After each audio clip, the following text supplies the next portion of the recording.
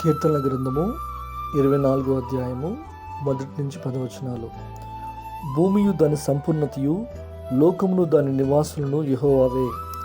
ఆయన సముద్రముల మీద దానికి పునాది వేసెను, ప్రవాహ జలముల మీద దాన్ని స్థిరపరచెను.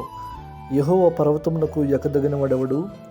ఆయన పరిశుద్ధ స్థలములో నిలువదగిన వాడెవడు? వ్యర్థమైన దాని యందు మనసు పెట్టకయు, కపటముగా ప్రమాణం చేయకయు, నిర్దోషమైన చేతులను శుద్ధమైన హృదయమును కలిగి వాడే. వాడు యెహోవా వలన ఆశీర్వాదం నందును, తన రక్షకుడైన దేవుని వలన నీతిమత్వం నందును. ఆయన ఆశ్రయించువారు యాకోబు దేవా, నీ సన్నిధిని వెదుకువారు అట్టివారే. గుమ్మములారా మీ తలలు పైకెత్తుకొనుడి, మహిమగల రాజు ప్రవేశించినట్లు పురాతనమైన తలుపులారా మిమ్మల్ని లేవనెత్తుకొనుడి. మహిమగల ఈ రాజు ఎవడు?